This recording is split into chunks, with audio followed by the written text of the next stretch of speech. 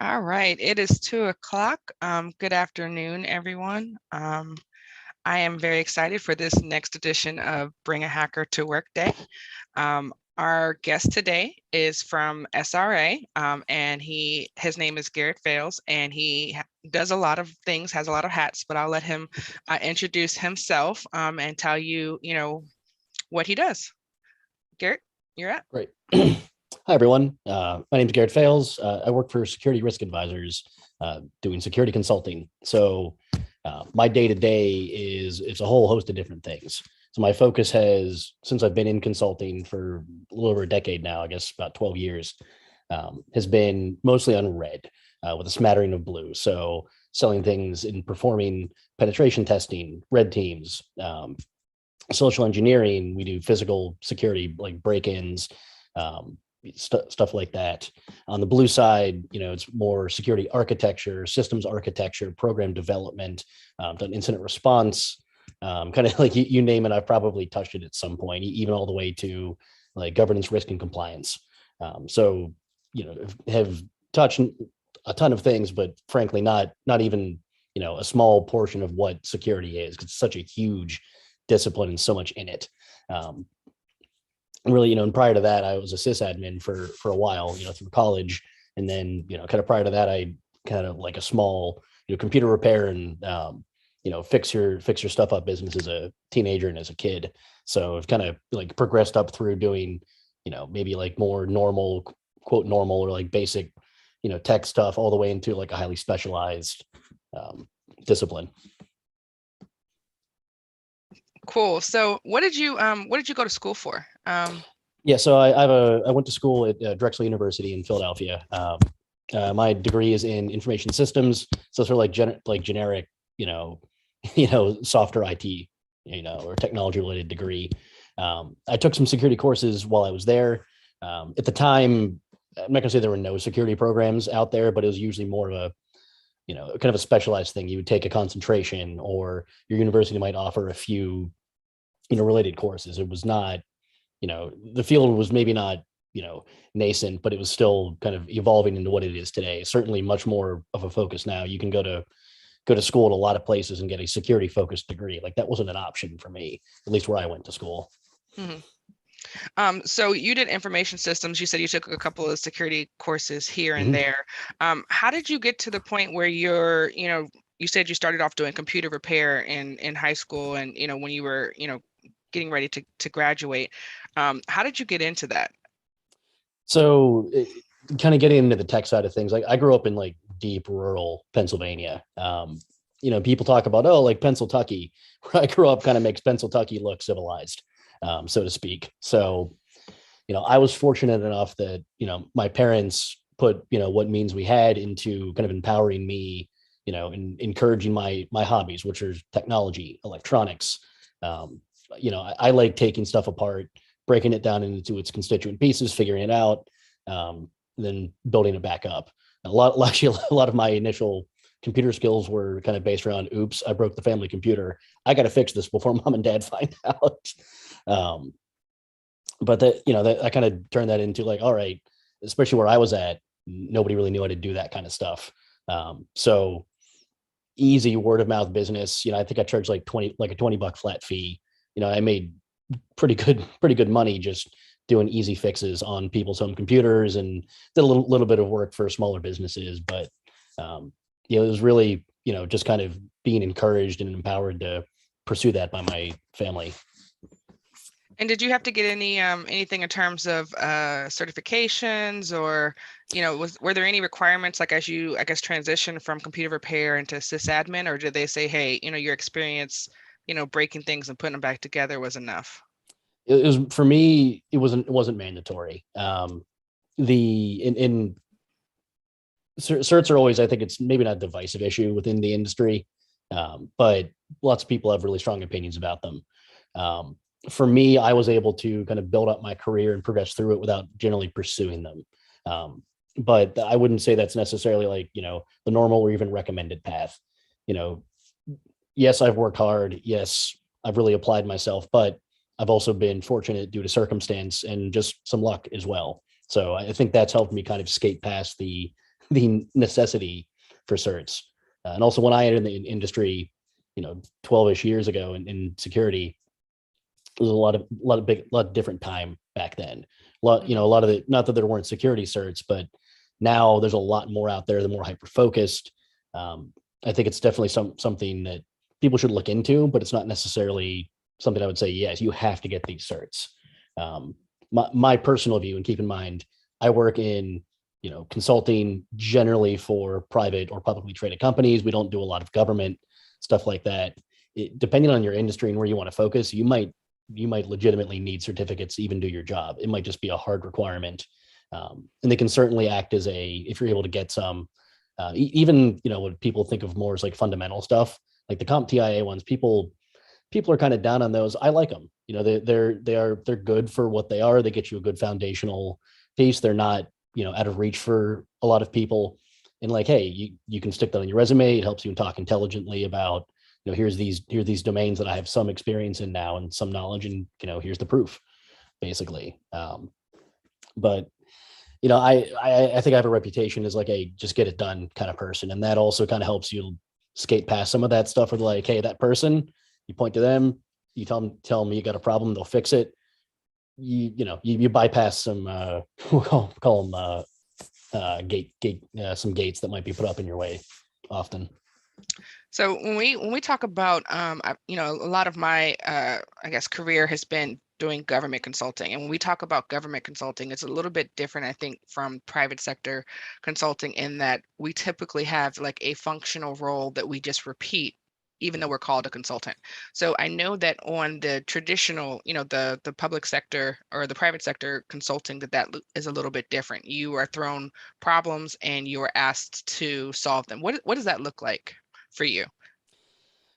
So it's interesting. Sometimes it's born out of, there's kind of like the cold call aspect, or like you might just get some referrals through, word of mouth or whatever. And a lot of initial work with companies is what I would call like more boilerplate. Like, oh, we're going to do an external penetration test or a purple team or an internal or something that you probably need to be doing anyway to meet regulatory compliance or your own, your own security strategy and program goals.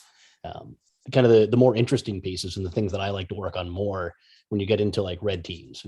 And for us, the difference between a red team and a penetration test is a red team is a real threat emulation, no holds barred, short of like, kidnapping somebody in a panel van and then, getting their password out of them. Like, we don't do that stuff, but we'll stop right before then. Or like, hey, we have this like really obscure problem, like help us. It's a true like partnership and advisory role. And once you're in that spot, that's when you get the really weird, difficult stuff. And that's the things I like to work on. So, sorry, go ahead. No, I was just going to say, you've been doing this for 12 years. I'm just curious, like, how often when you get called in, do you off the bat know what the answer is, or off the bat know what how to solve the problem, versus like, I've got to think about this, or brainstorm? Yeah, very rarely.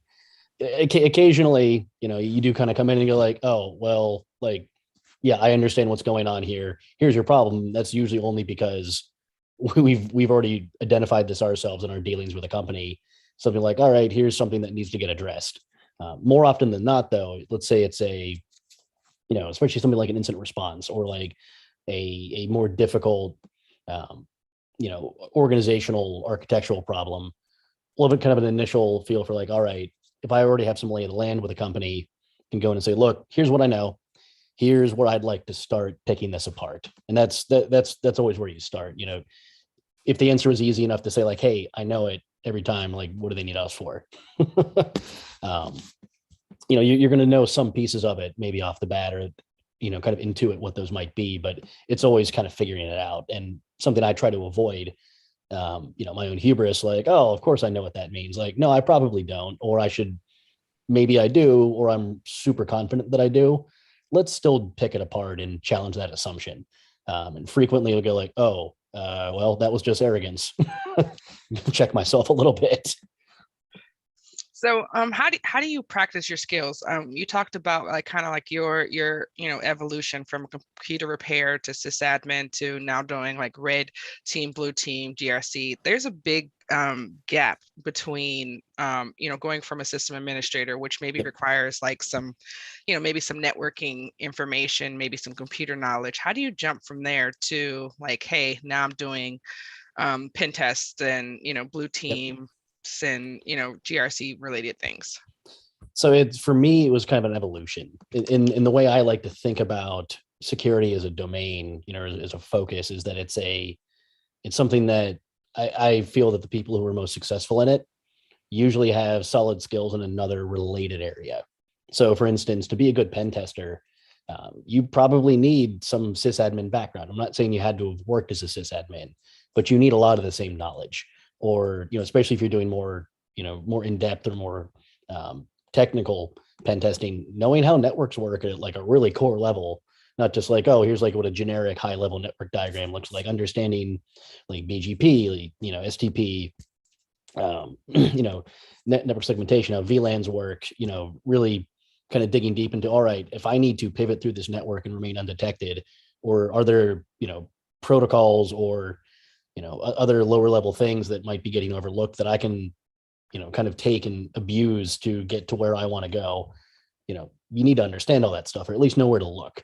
A lot of my job, I think a lot of anybody's job in tech is you read a lot. There's always the RTFM, which is usually used as a derisive, but I kind of take that to heart and like, okay, if I don't know it, I'm going to go read the documentation, or if there's no documentation, go get my hands on something. And I'm fortunate enough to be able to do that. And, kind of, dig through stuff and, try to figure it out, reverse engineer it if I have to. But for most things, there's tons of information out there. It's just a matter of finding it. And that can be tough. But in terms of practicing, there's lots of resources out there now, like, kind of like leveling up in terms of, how do I get from where I am today to where I want to be? Getting that kind of foundational knowledge. Sysadmin's a great way to do it. Help desk can be a great role actually into, start there. You get great at, it's actually a good one for getting great at triaging stuff, dealing with high stress situations, dealing with difficult customers. Um, and figuring stuff out in a timely manner, documenting things. Then you can go like, on the side. And for me, it was always on the side, like, all right, I'm going to go check out like the local Defcon groups. Philly Sec is, a group in Philadelphia where it's just local tech and security practitioners just, meet up and go have a drink and just talk shop. Great. That's a great way to meet people. Or at least was for me early in my career, but, maybe like I always think of like, pick an area you want to be in, or you might be interested in. Let's say it's web application security or application security. OWASP, great resource for that. They have tons of information about vulnerabilities, lots of great cheat sheets that I still use on a daily basis. And so do all of my teams. Say like, hey, we're looking at this type of vulnerability. We're looking for this in this application. Like pull out the cheat sheet. Like we have our own that augment those, but tons of information out there. There's CTFs, which are not always realistic, but they're great fun.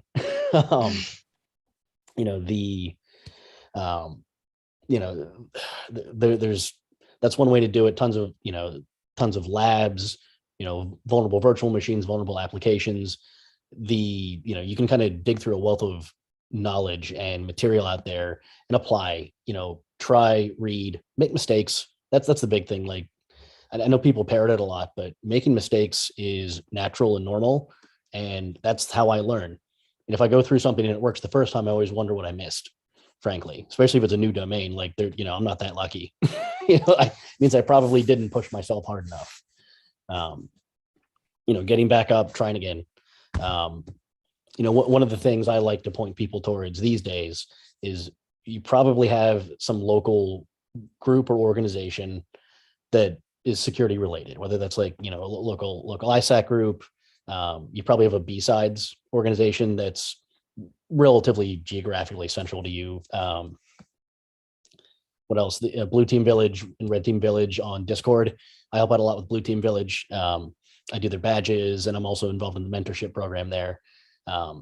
Great resource for just meeting people online, picking people's brains. We do meetups. So obviously kind of Defcon centric. It was, one of the villages there initially.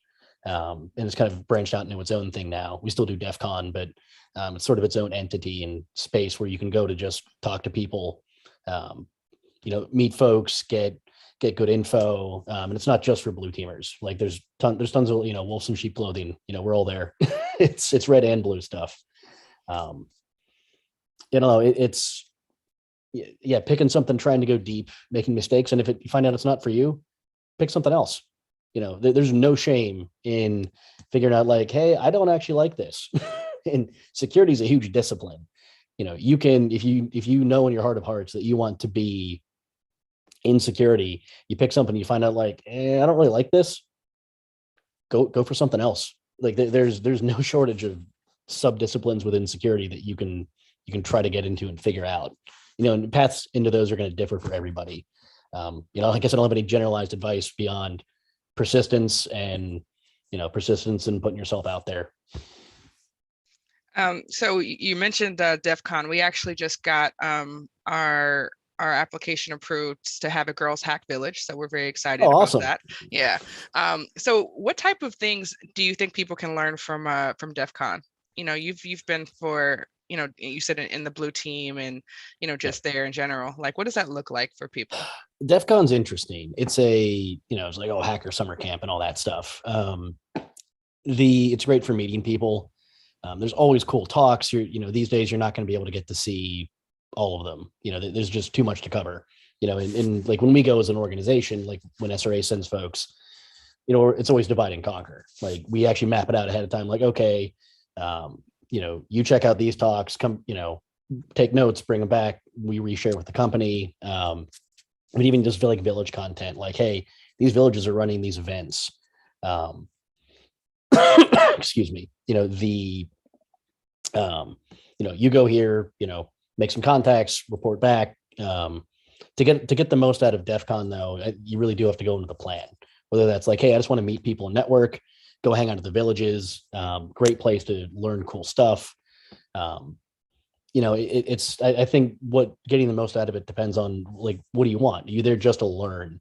And you just like, you look at the talks, you can focus on those. They have the CTF challenges. It's almost a paralysis of choice situation. There's so much compared to even just a few years ago.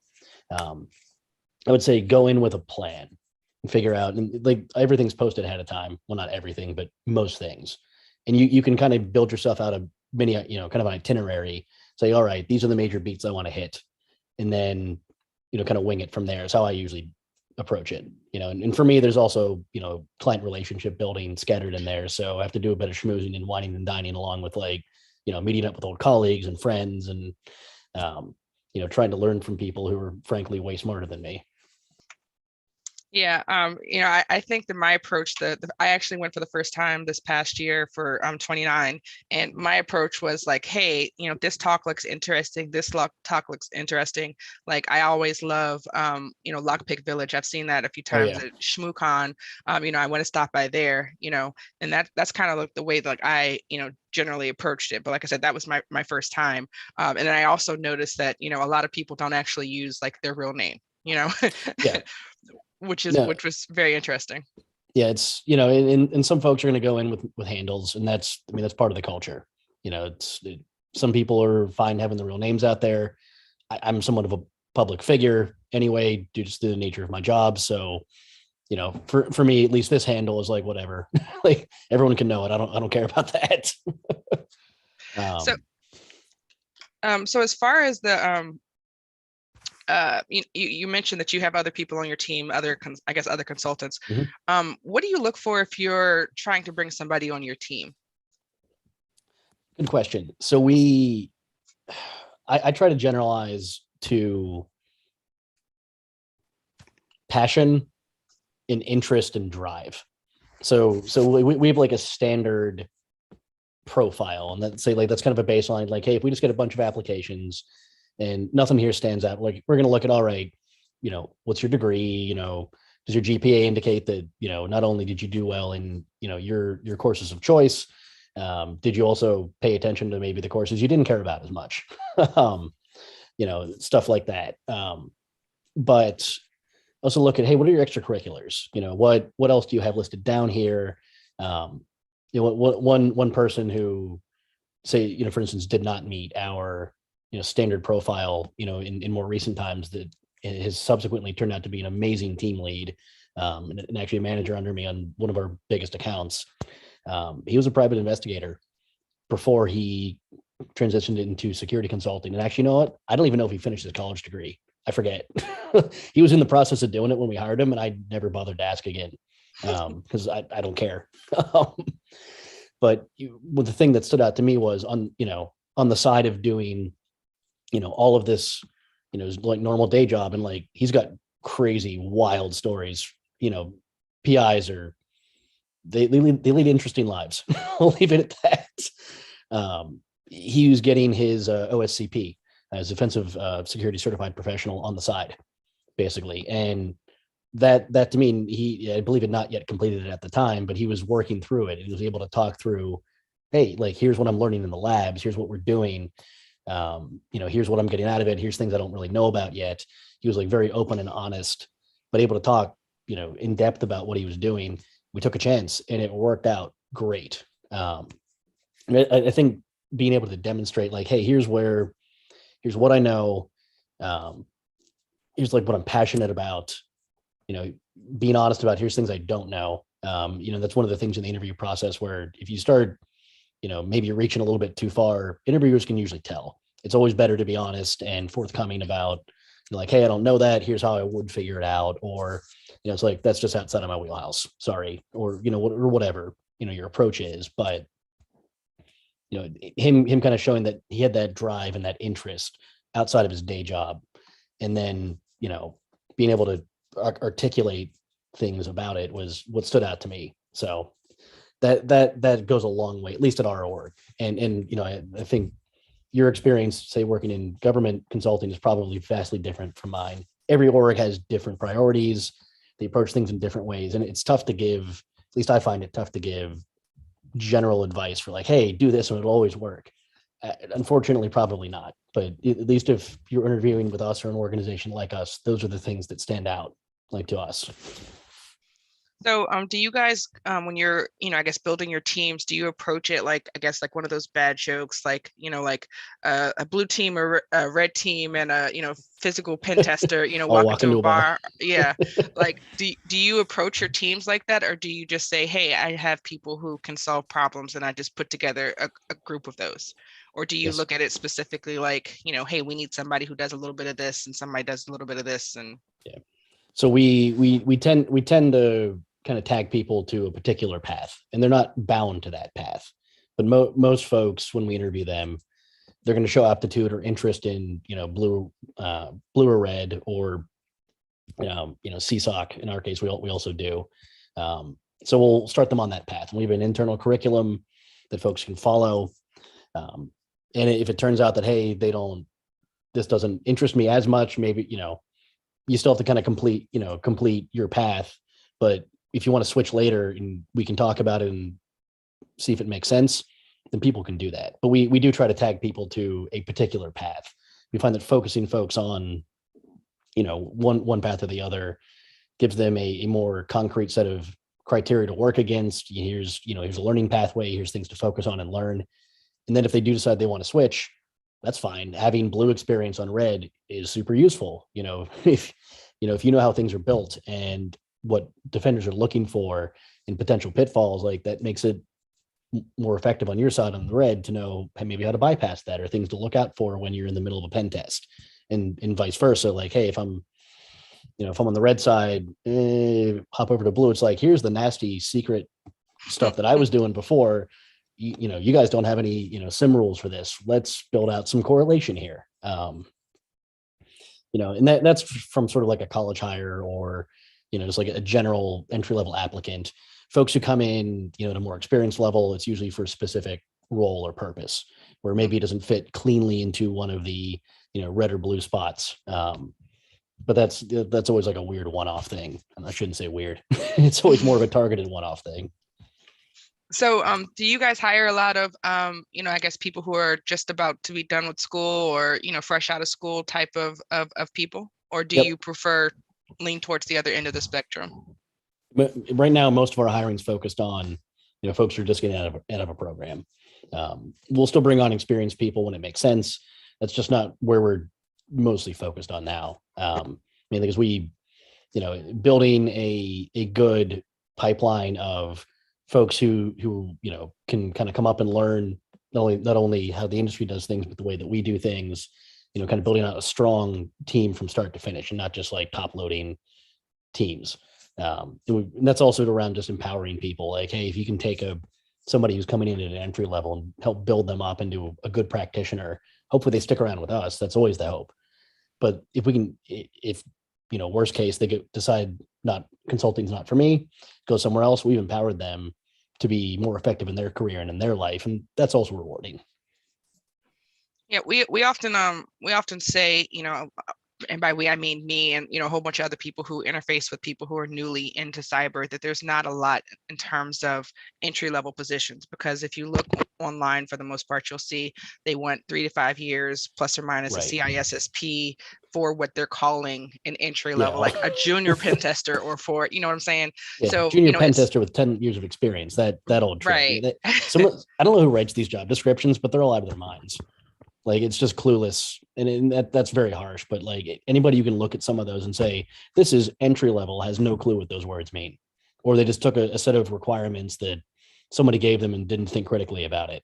Yeah, we've actually rewritten job postings for clients. Like, we're not getting any applicants. Well, okay. Like, in that exact thing, look, you say entry level and the things you're asking for are not entry level. Like, no wonder you're not getting applicants. Let's maybe retool this for you. Yeah, we see that a lot. So it's very refreshing to hear somebody say that they actually hire, people who are fresh out of school, because I honestly, talk to a lot of people, and we don't tend to see, that a whole lot. Where are you guys located? Do you require like people be in a specific area? What's that look like for you? So we're Philadelphia, Rochester, New York. Sorry, Philadelphia, Pennsylvania, Rochester, New York, Kilkenny, Ireland, and then maybe some stuff in Hawaii later in the year, but TBD. But yeah, we generally require folks to be regional to one of our offices, as we hopefully, knock on wood, as things continue to open up a bit more. We do try to cultivate, like, hey, come into the office, not literally every day, but we build a culture around community and learning and keeping things personal. So like we also find that, especially when you're starting out, being able to be in a couple of days a week, working hands-on with your project teams, you learn a lot better, for at least for the way that we execute things, than doing it fully remote. And that the pandemic has kind of solidified that for us. But that's not to say, like, we're not saying, hey, please come apply to SRA.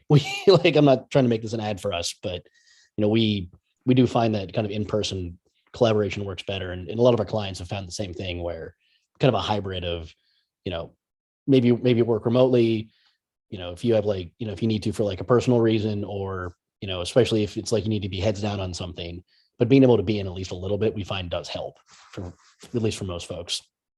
So what does the culture look like? I mean, I know you could probably speak to at least your organization. Are you guys in there like wearing hoodies and, just relaxed, or suit and tied? Like, what does that look chill. like? Across industry, it still varies. Like, I still have clients where it's business formal in the office, which blows my mind. It's like, I've got to go dust off the suit. That is definitely not the norm. And you've seen a shift towards less formal. At least it's in my career. And before that, I'm sure it was even, it's been a gradual thing, I think, over the past few decades, where, most companies now, you're talking business casual, and some places push it like towards the more casual end of that, where it's just, nice shirt, nice jeans, good shoes, you're fine. I do have clients that are like totally casual, and people will show up and like, things that I would never feel comfortable showing up in, but more power to you. Put it that way.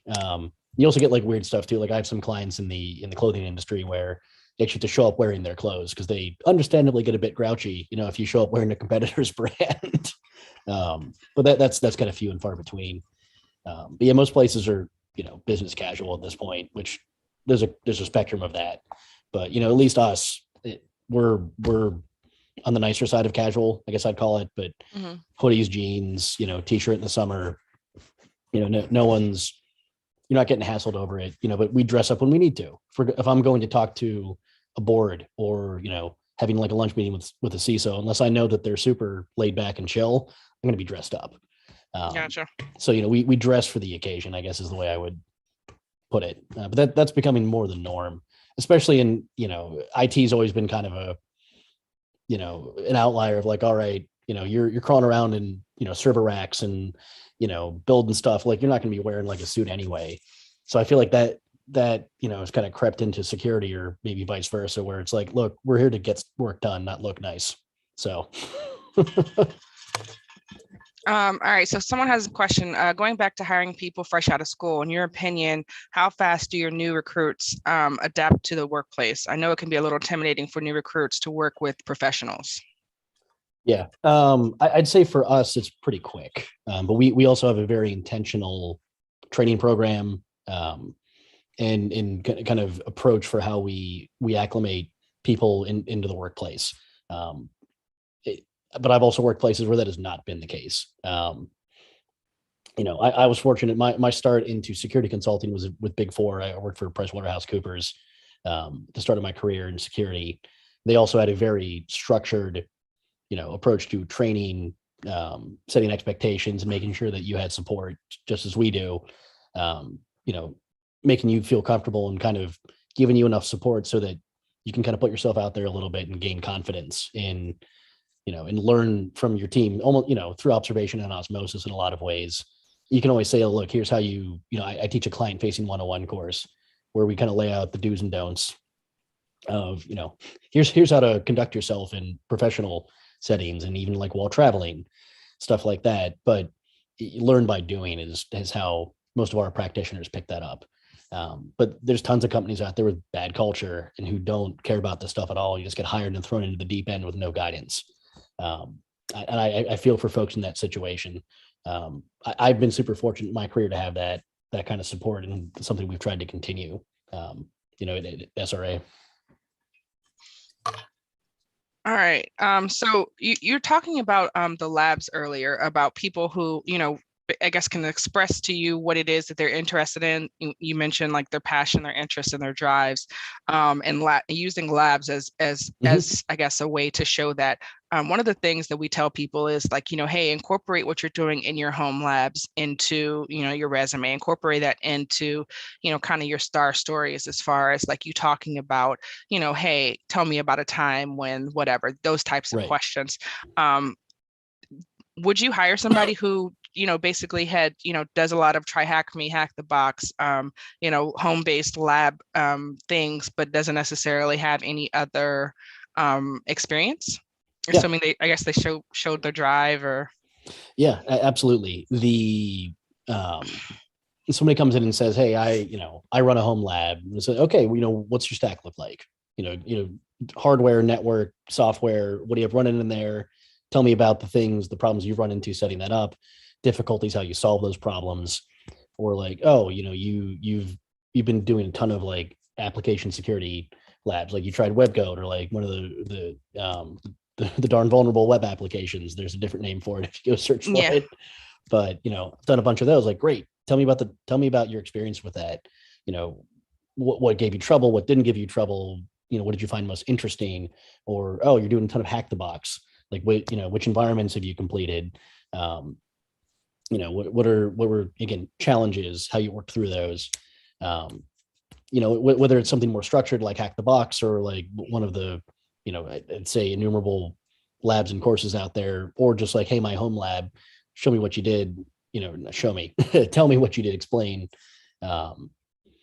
There's a kind of being able to talk about that intelligently, because frankly, most of what we do, like, yeah, you learn and know a lot, but you're always learning. You're always going to run into something you've never seen before. The number of times we've an air cover channel at work where it's like, hi, I read into something that I have no clue what it is. Please help. Is that there's always stuff on there like what is this thing? Okay, that's a SCADA device. Why is it on the corporate network? I don't know. Here's how you don't break it. I mean, here's how you might safely test that. Or, oh boy, that's a mainframe. Like that's unfortunately something I have experience with. Let's walk you through how maybe you can connect to that and some things you can do to potentially undermine it. Um, you're always learning and reading, and that's part of I think any job, but security in particular. I found that always have to be learning new stuff, and that's not to say you're always working or always on, but it's that it's a mindset of like not stagnating. I think that serves you in any job, any role. But I feel like it's especially important just because stuff changes so quick. It's stuff you knew last week maybe completely irrelevant the next in some aspects. So how much head start do you get before you start I guess a new product or project? What does that look like? So for example, like I've had time where like I was on a mobile penetration testing assignment, and then like I maybe had like a week of training, and then I got thrown in, and then from there it's just like go forth and try not to screw up. What does that look like for you guys? It does vary. We try to give people buffer space. So like, okay, there's reporting and like business as usual BAU stuff that folks can be doing. Also, you don't want to burn people out, but from a schedule perspective, bigger stuff we try to give a little bit of lead time on. Some here's a week to prep. Some things you have to have that to prep infrastructure. Set up everything we need to kind of like conduct a red team and not get caught or have it attributed to us.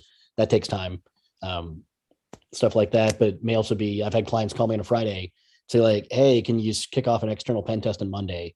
Be like, okay, we actually have, we have availability for that. Stuff like that we might kick off like immediately. It depends on what it is. A super complicated project, we can't hit the ground, running, on like zero notice. But if it's something like more, like a standard exercise, we can probably do that. And then there's always things like incident response, which is, hi, I need like 10 people right now, or can you hop on a call and like take control of the situation and, get things under control. Cause everything's all cattywampus over here. That's obviously a short notice. So do you ever find that with the short notice that you're forced to, I guess, kind of skip, we always talk about some of the ethical hacking process, when we're teaching this from I guess a training perspective. Do you ever find that you have to like kind of, cut out some of those things in the I guess in the interest of time? Or do you find that you're doing the same things basically from a process perspective, like over and over and over again? I'd say we don't take shortcuts in the sense of like risk management. So that's something we're big on is, do no harm. There's no shortcuts there basically. Even if there's pressure, one of my roles is I can step into a situation and deconflict it, or tell a client, no, you need to chill out. You're trying to push for something that has these potentially very negative ramifications, or like, hey, we're under the gun here. There's heavy pressure. Let's prioritize, certain activities, or maybe sequence this differently than we would normally do it. But we're still doing risk management, and we're not leaving anything unturned. That's a weird way to phrase it. But we're still looking at everything the same way we would before. Maybe we de-emphasize some of it, and that's a conversation you have with the client. Say like, hey, this is a time boxed exercise. Like we know that what gives you agita is the authentication and authorization flows, on these systems or this application. Let's focus mainly on those. We're still going to, look at all the other stuff you would expect us to, but understand that, we're going to cover less ground there because you want us focused on something else. And so long as everyone's in agreement, that's usually fine. Gotcha. So how much time do you think that you spend like, I guess doing, research? Do you guys have like time where you're like, hey, I'm going to do research in a particular area, or do you find that you're doing your work is much more, functional? It's a mix. We try to give people, like research time, and we have a like a kind of a whole R&I research and innovation group where what they're doing is helping build new stuff or researching things that maybe it turns into something that we can incorporate into our methodologies and offerings, or maybe it doesn't. There's like a bit of a review process where we kind of look at that and approve, like, all right, this makes sense to look at it, this doesn't. General research and like keeping up to date on stuff is, you kind of like read the news basically. Is the way I think about it. Catch up on stuff during the day. I have my feeds that I go through at night. I'm kind of plugged in all the time. It's my own choice. But day to day, we're, I'd say mostly functional.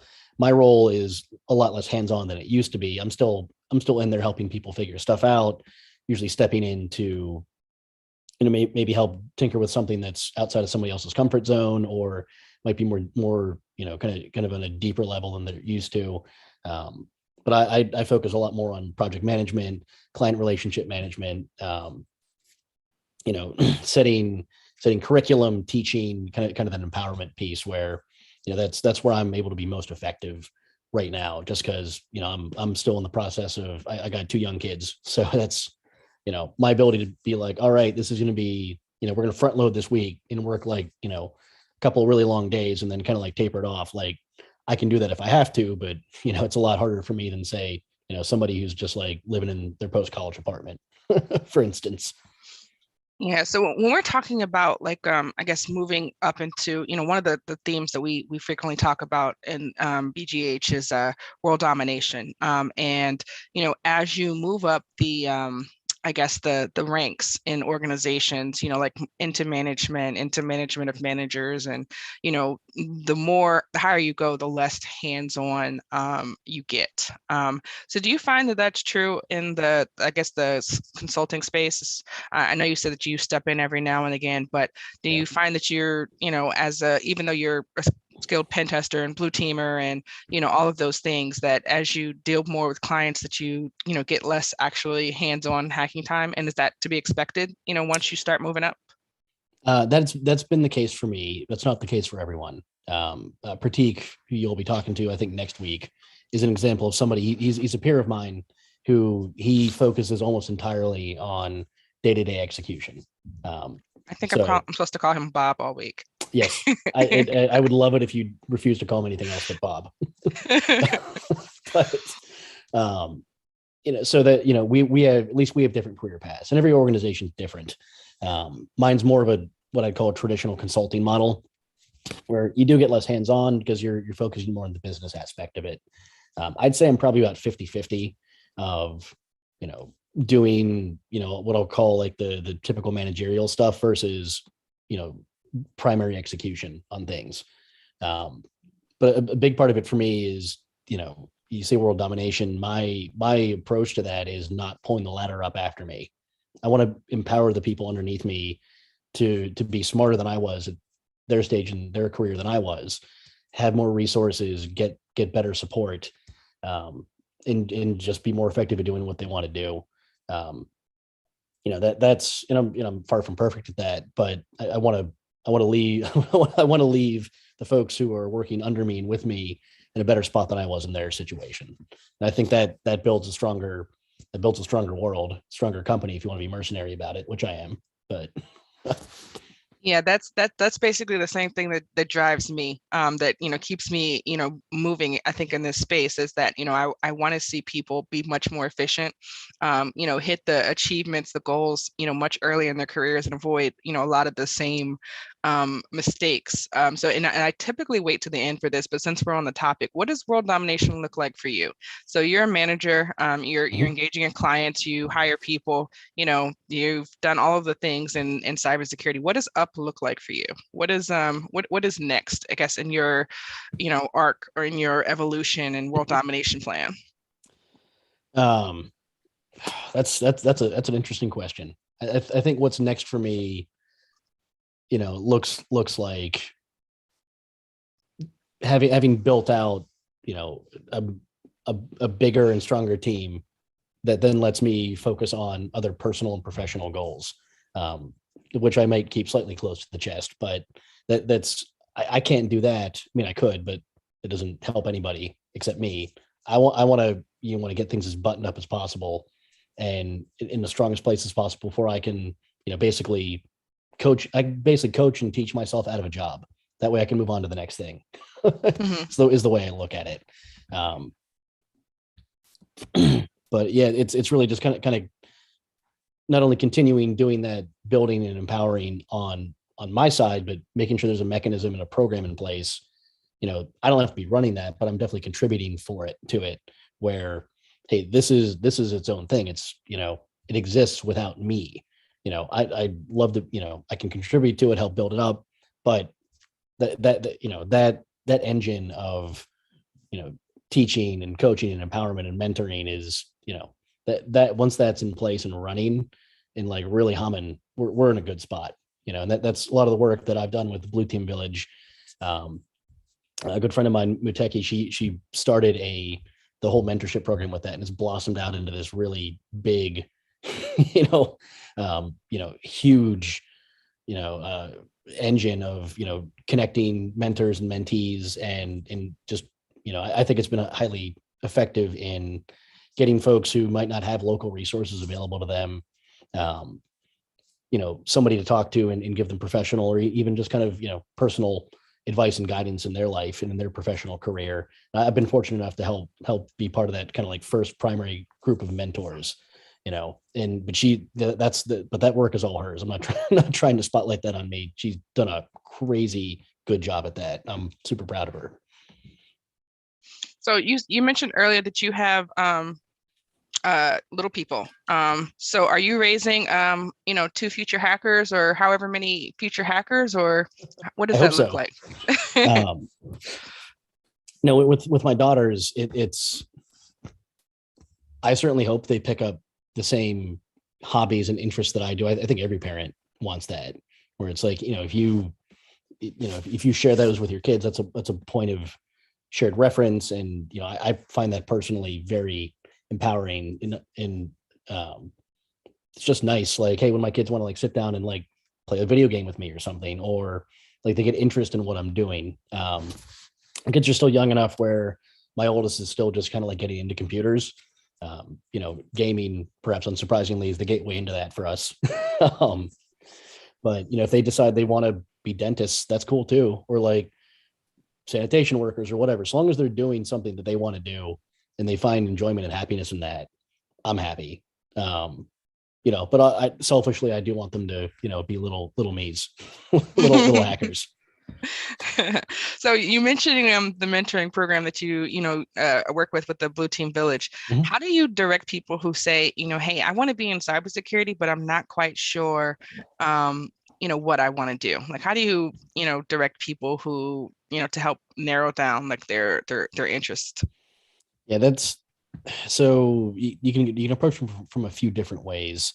If it's truly a scenario where they say, hey, I think I'm interested in it. I don't know if it's for me though. It's a good point, a good spot to get people hooked up with like a more general purpose mentor. And one of the things you do as part of that, one of the things that Muteki put together was this, kind of interest questionnaire. So every mentor has basically a profile. Like, here's things that I'm good at. Here's things that I'm willing to mentor on.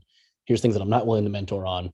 And then mentees fill out a similar one, like what's their current experience? What are they looking for? What's the level of involvement that they want? And she built this algorithm that, matches people up basically. In that more generalized sense, it's kind of a question of what are you doing now?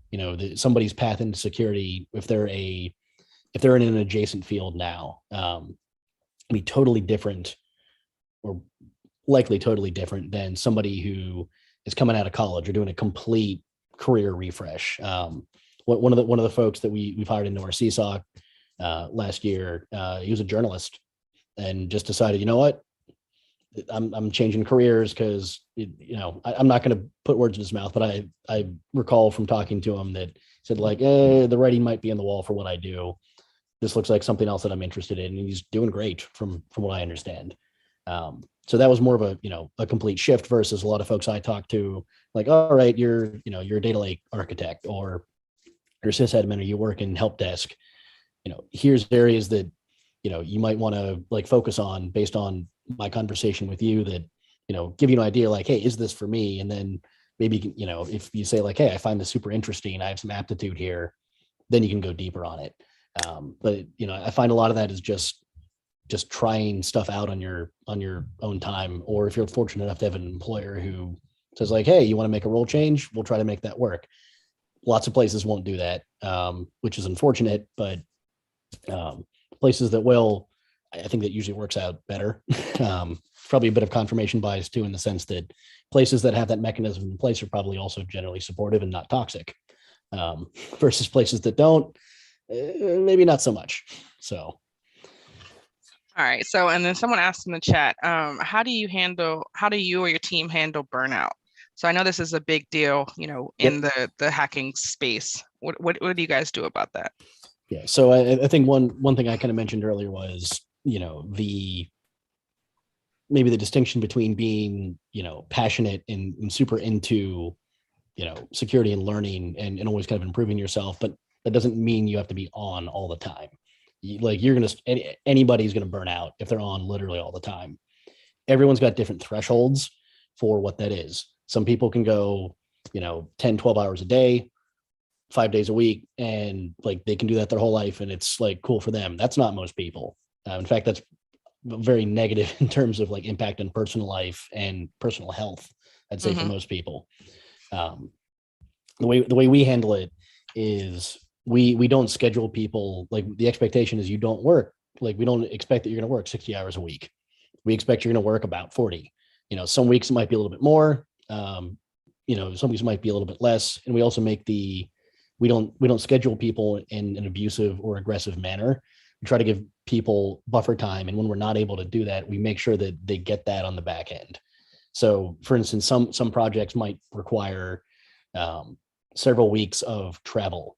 That's super unusual for us. We don't do a lot of that, but there's a few that where you're like, all right, you're basically working for, 3 or 4 weeks with, you'll have the weekends off, but you're also just traveling from city to city. We'll say like, all right, you come back, you like pretty much all you have to do is like for a week or two is keep an eye on email and handle a couple of things here and there. Like, just bang out the report. Don't worry about other stuff. Take some more time off than you would normally get. That handles like the one-off things. Unfortunately, in most jobs, I'd say security in particular, you're going to have those days where like, look, you just got to plow through and get the job done. We try to avoid that as much as possible, or provide, backup support when it happens. Like, if we get called into an incident response, for instance, that's an area where you frequently hear people burning out because they're highly stressful. Even when you're off, you're not really off because you're always thinking about the situation and potentially stressing out about what's going on. We try to swap out incident response commanders and be like, all right, you're on for, this amount of time. We're going to swap you out. Please, like, shut your darn phone off, or like, at least put it on silent. And if we really need you, we'll be able to get a hold of you some way, even if it's somebody knocking on your door. We try to give people this like support and intentionally not schedule them aggressively. We actually have a report that runs on a periodic basis where if you're averaging more than, a certain amount of hours per week, like, you get put on like the list to say like, hey, let's talk about what's going on here. Like, do you need to be putting in this time? Make sure that this is something that A, they're comfortable with, and B, isn't negatively impacting them in a way that they might not even realize. So we try to keep tabs on, overwork, even if we're not encouraging overwork.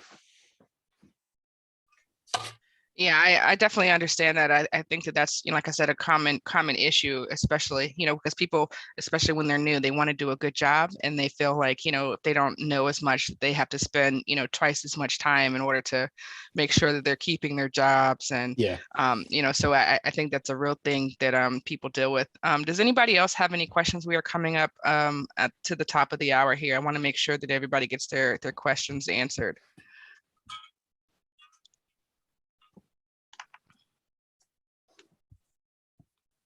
Just one for me, and greetings everyone here.